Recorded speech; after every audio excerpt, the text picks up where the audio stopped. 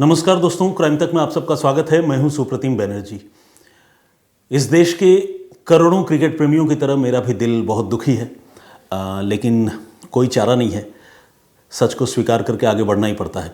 हम लोगों ने काफ़ी सारे सपने बुने थे, लेकिन खेल में हार जीत होती रहती है और वाकई भारतीय टीम जिस तरह से खेली उससे उम्मीदों को पंख लग गए थे, मगर होनी को कुछ और मंजूर था।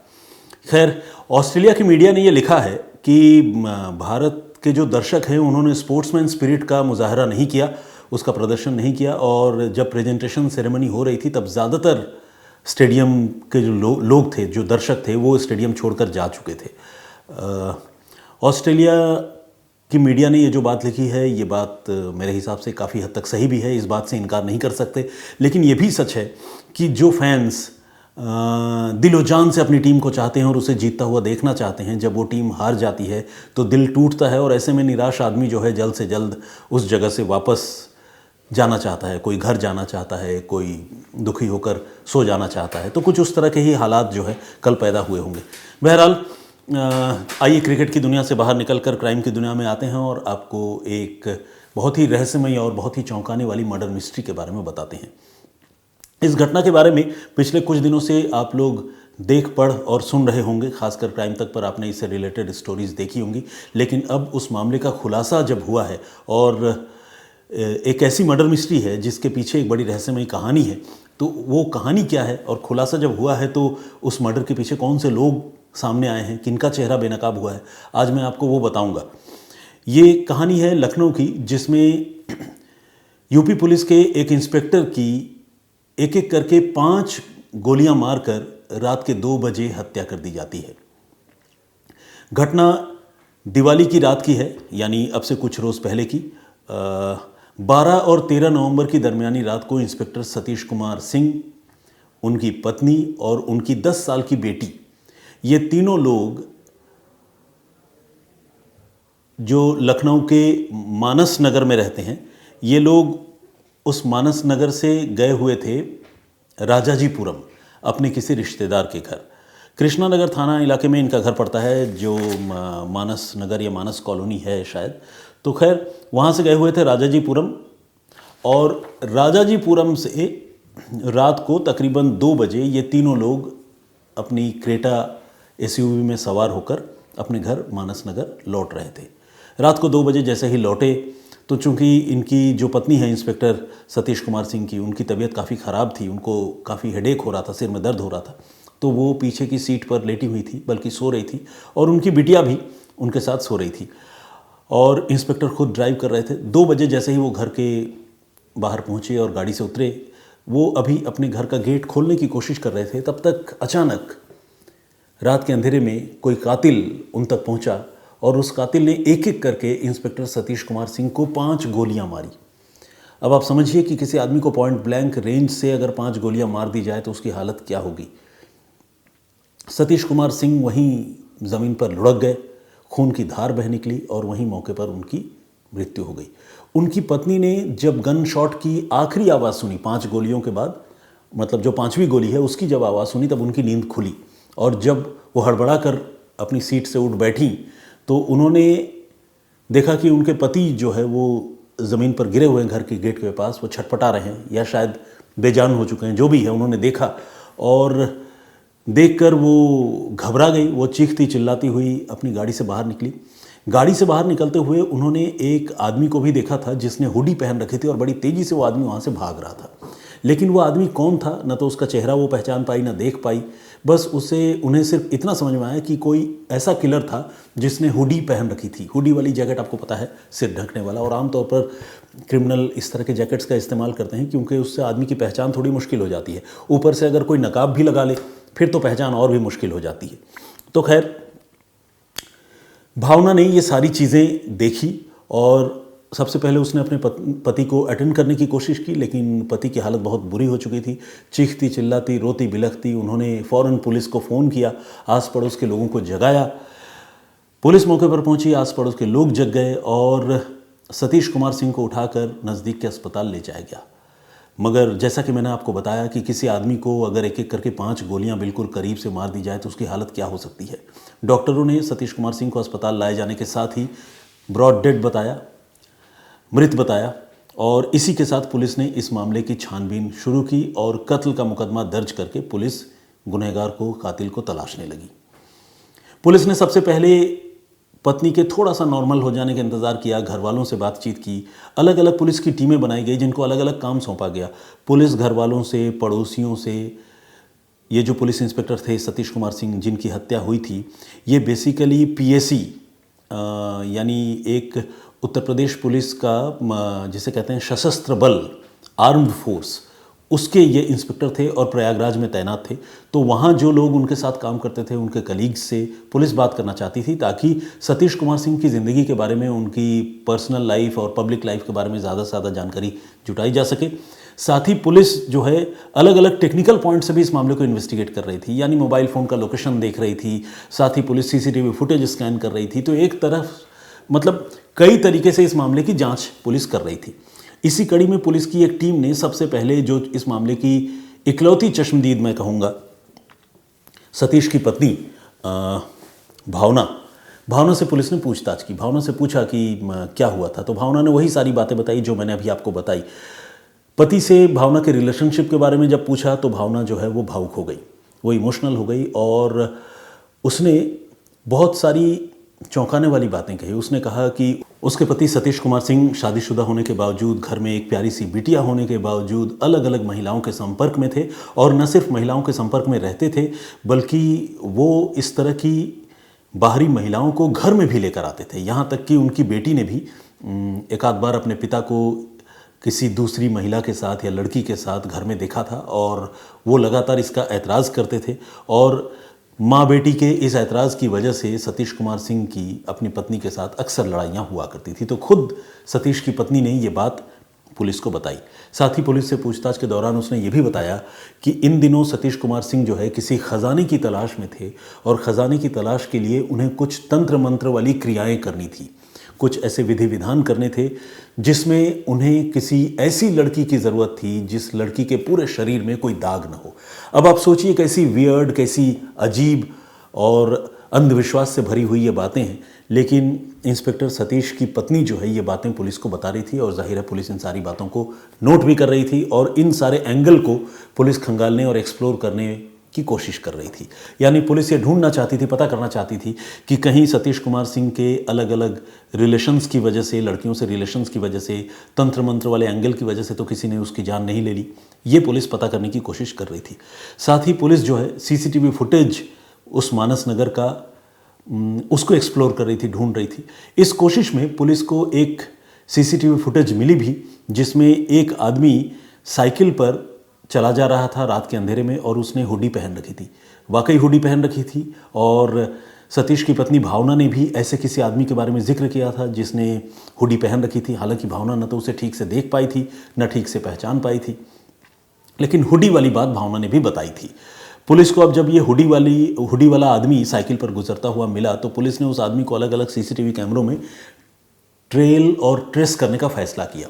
पुलिस ने ये काम किया भी, लेकिन किसी भी एंगल में उसकी ऐसी कोई तस्वीर पुलिस को नज़र नहीं आई जिससे उसका चेहरा जो है पुलिस पहचान पाती।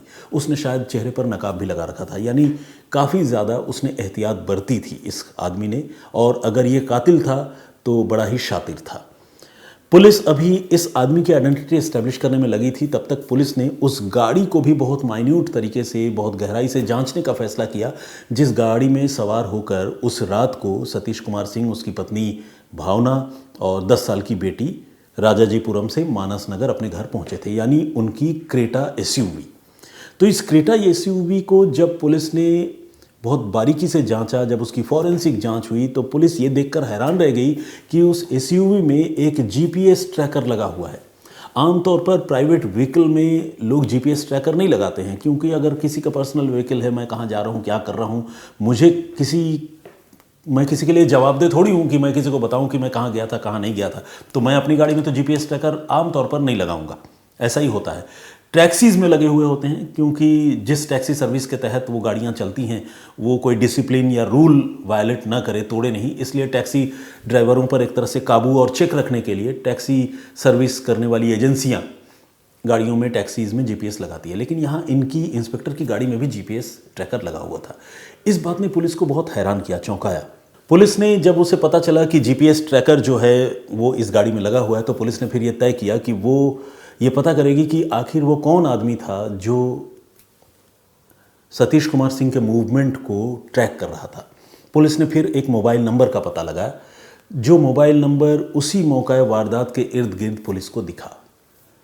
पुलिस अब इस मोबाइल नंबर के ज़रिए जो है उस आदमी को ढूंढने की कोशिश करने लगी, और पुलिस ने फिर ये भी देखा कि जिस हैंडसेट पर वो मोबाइल नंबर यूज़ हो रहा है और जीपीएस की ट्रैकिंग जिस मोबाइल नंबर से की जा रही है, वो हैंडसेट और वो मोबाइल नंबर इतने दिनों तक कहाँ पर था।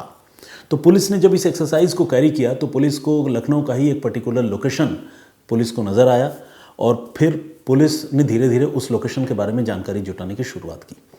आपको जानकर हैरानी होगी कि ये लोकेशन किसी और की नहीं बल्कि भावना, जो सतीश की पत्नी है, उसके मायके की थी, यानी सतीश के ससुराल की थी। यानी ससुराल में कोई एक ऐसा आदमी था जो सतीश के मूवमेंट को ट्रैक कर रहा था, और इस वारदात के वक्त वो आदमी मौका वारदात के इर्द गिर्द कहीं मौजूद था। यह आदमी कौन हो सकता था? पुलिस ने अब और ज़्यादा जानकारी ससुराल वालों के बारे में जुटाने की शुरुआत की, तो पता चला कि भावना का एक छोटा भाई है जो यूपीएससी की तैयारी कर रहा है। उसका नाम है देवेंद्र वर्मा। वो ऑलरेडी इंजीनियरिंग की पढ़ाई करके पास कर चुका है, यानी क्वालिफाइड इंजीनियर है। उसने बैंक पीओ का एग्ज़ाम दिया था, पास कर गया। तकरीबन 3 से 4 साल उसने बैंक की नौकरी की, और अब वो ये नौकरी छोड़कर यूपीएससी की तैयारी कर रहा था। तो कहने का मतलब ये कि एक बहुत ही पढ़ा लिखा, मेरिटोरियस, समझदार, तेज़ तर्रार लड़का था जो भावना का भाई था, और उसका नाम था देवेंद्र। अब पुलिस जो है देवेंद्र के साथ उस हुडी वाले शख्स की तस्वीरों को मिलाने की कोशिश कर रही थी। चेहरा तो नहीं दिख रहा था, लेकिन पुलिस जो डील डॉल होता है, जो बॉडी लैंग्वेज होती है, उससे पुलिस जो है रिजेंबल करने की कोशिश कर रही थी कि कहीं ये देवेंद्र से मिलता जुलता तो नहीं है बंदा। और पुलिस ने जब ये एफर्ट की तो पुलिस ने देखा कि वाकई देवेंद्र का जो हुलिया है उससे इस हुडी वाले आदमी का हुलिया काफ़ी हद तक मिलता जुलता है। पुलिस को लग रहा था कि शायद हुडी वाला साइकिल सवार आदमी जो है वो देवेंद्र ही हो सकता है। अब पुलिस ने देवेंद्र को उठा लिया। इसमें तकरीबन 5 से 6 दिन लगे उस पूरे एक्सरसाइज में, और देवेंद्र से जब पूछताछ की तो उसने पहले तो सारी बातों से इनकार किया, लेकिन जब पुलिस ने उससे सख्ती की और उसको सबूत के तौर पर जीपीएस ट्रैकर, वो नंबर जिस नंबर से जीपीएस को ट्रैक किया जा रहा था, वो मोबाइल फ़ोन, उसकी लोकेशन, ये सारी चीज़ें दिखाई, तो फिर वो अपना जुर्म कबूल करने के लिए मजबूर हो गया।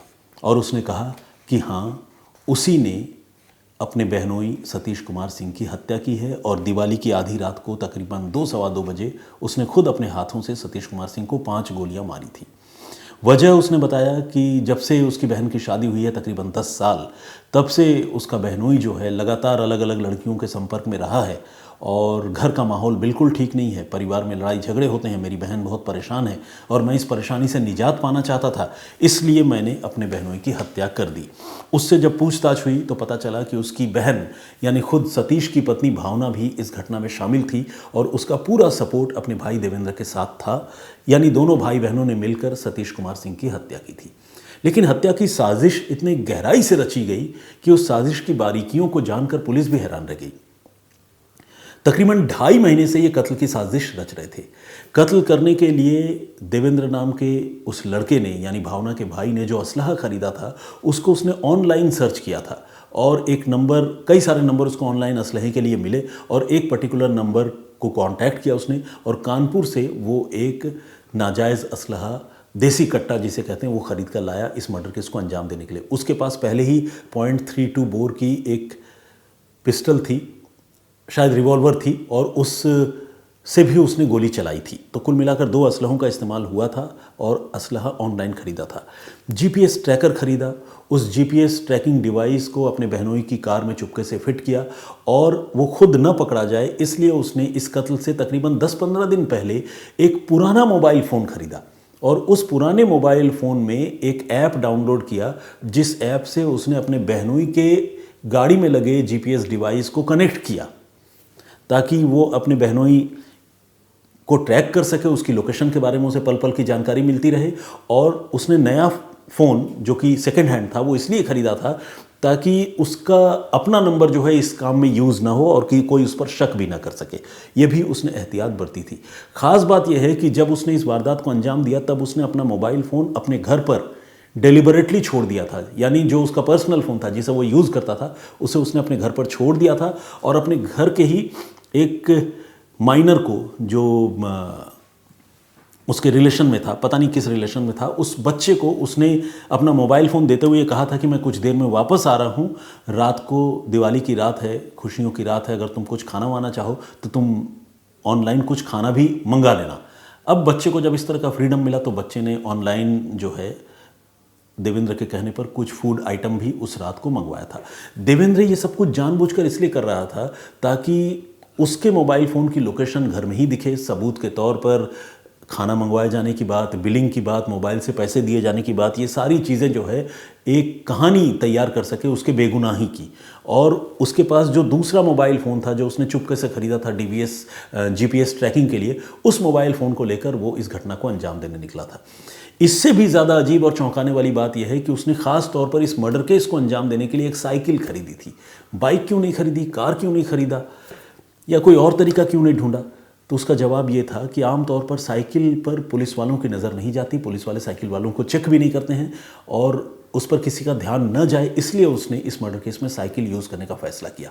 आप सोचिए कि देवेंद्र ने कितना दिमाग लगाया और वाकई वो लड़का बहुत पढ़ा लिखा, तेज़ तर्रार और मेधावी लड़का है।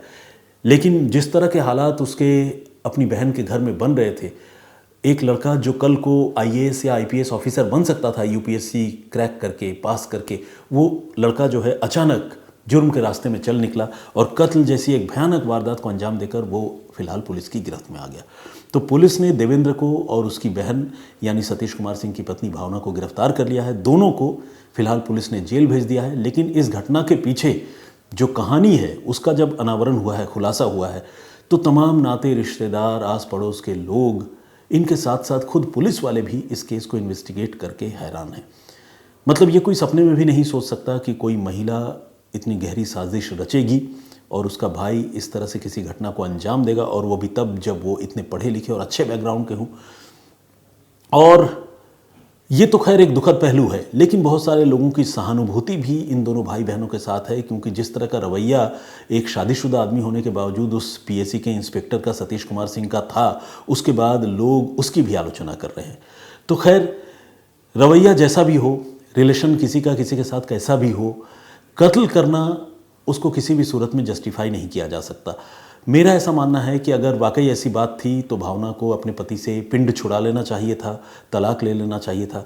लोग ये कह सकते हैं कि ये सब इतना आसान नहीं होता, तलाक लेना या किसी को छोड़ देना, लेकिन कत्ल करने से तो ज़्यादा आसान है मेरे हिसाब से। तो इसीलिए कत्ल कतई नहीं करना चाहिए, किसी की हत्या या कानून हाथ में नहीं लेना चाहिए, बल्कि कानून के दायरे में रहकर ही अपने मसलों का हल ढूंढने की कोशिश करनी चाहिए। ये मेरा पॉइंट ऑफ व्यू है इस पूरे मामले पर। आप इस कहानी को सुनकर क्या सोचते हैं, आपका नज़रिया क्या है, प्लीज़ हमें कमेंट करके ज़रूर बताइएगा। एक स्टोरी जो मैंने प्रीवियसली आप लोगों को सुनाई थी, जिसमें मैंने आपको बताया था कि किस तरह से एक मामला जिसे पूरी दुनिया एक्सीडेंट का केस समझ रही थी, अचानक जब उस केस का सच सामने आया तो दुनिया हैरान रह गई, और वो सच एक मामूली से सिम कार्ड की वजह से सामने आया। क्या था वो मामला, अगर आप जानना चाहते हैं तो क्राइम तक के प्लेलिस्ट में जाकर, यूट्यूब चैनल के प्लेलिस्ट में जाकर सुप्रतिम से सुनिए, मैं आप उसे सुन सकते हैं। दीपक हीरा ने कमेंट किया है, बहुत स्वागत है आपका। विजेंद्र सिंह जी का कमेंट है, रेखा भट्ट जी हैं, और एक हमारे दर्शक हैं, उनका आईडी डिस्प्ले नहीं हो रहा है, लेकिन उन्होंने नाइस स्टोरी लिखा है और ये भी लिखा है कि पुलिस चाहे तो कुछ भी नामुमकिन नहीं है। आपकी बात काफ़ी हद तक सही है। परूर श्रेष्ठा जी का भी कमेंट है, और शिवम वर्मा जी ने कमेंट किया है, बहुत बहुत स्वागत आपका। प्रकाश HP वेलकम बैक, उन्होंने मिस्ड यू ऐसा लिखा है। और निशार समथिंग है, मैं नाम उससे समझ नहीं पा रहा हूँ आईडी में। निशार, आईडी में नाम और सरनेम वगैरह एक साथ जुड़े हुए होते हैं ना, तो उसको पढ़ना थोड़ा मुश्किल होता है। सबीहा हसन ने भी कमेंट किया, उन्होंने सो सैड लिखा है। विनय नासवाले जी का कमेंट है, स्वागत आपका। मौलाना निसार अहमद नागपुरी साहब, बहुत बहुत स्वागत आपका। दीदारुल बापू ने भी कमेंट किया है, और साथ ही शाजी अब्बास हैं, अब्दुल रज़ाक मंडल हैं, और इन्होंने लिखा है आयुर्वेदिक समथिंग के नाम से एक आईडी, उन्होंने भी एक कमेंट किया। अब्दुल रज़ाक मंडल ने ये लिखा है कि वो मेरी कहानियाँ जो है क्राइम तक की स्टोरीज़ अपने बंगाली यूट्यूब चैनल पर सुना सकते हैं क्या, अगर इसके लिए मैं परमिशन दूँ? देखिए, क्राइम तक जो है वो ऑब्वियसली टीवी टुडे ग्रुप का और आज तक का एक सहयोगी यूनिट है, इकाई है। तो कोई भी परमिशन क्राइम तक के किसी भी चीज़ को रीयूज़ करने का वो मैं अपनी कैपेसिटी में दे नहीं सकता, और कोई भी प्रोफेशनल या कॉरपोरेट कंपनी या इस तरह से काम करने वाली कोई कंपनी अपना कंटेंट जो है किसी को यूज़ करने की इजाज़त देगी नहीं। तो मेरे हिसाब से आपको क्राइम तक की कहानियाँ जो है वो अपने YouTube चैनल पर नहीं सुनानी चाहिए। रही अपने तरह से सुनाने की बात, तो वो तो देखिए आप उसके लिए आज़ाद हैं, कहानी कहीं से भी आप पिक करें, लेकिन अगर आप अपने अंदाज में सुनाते हैं और अपने तरीके से सुनाते हैं, कॉपी नहीं करते हैं कुछ, तो फिर उसका पूरा फ्रीडम तो आपके पास है ही। यही मेरा सजेशन है। मोहम्मद उमैर जी का भी कमेंट आया है, बहुत बहुत स्वागत आपका। एल के फैशन ने भी कमेंट किया, बहुत धन्यवाद आपका। और शिवा शायर ने भी कमेंट किया, और मामूनी बोरगोहाई रेगुलर कमेंट करती हैं, उनका भी बहुत बहुत मैं स्वागत करता हूं। और भी बहुत सारे लोगों ने कमेंट किया है, सारे लोगों के नाम और कमेंट्स एक बार में नहीं पढ़ सकता, लेकिन आप सबसे गुजारिश है कि प्लीज़ इसी तरह हमारे साथ बने रहिए, वीडियोज़ देखते रहिए, कमेंट्स करते रहिए। मैं फिर हाजिर होऊंगा किसी और कहानी, किसी और वाक़ये के साथ। तब तक के लिए मुझे इजाज़त दीजिए और अपना बहुत ख्याल रखिए। जय हिंद, जय भारत।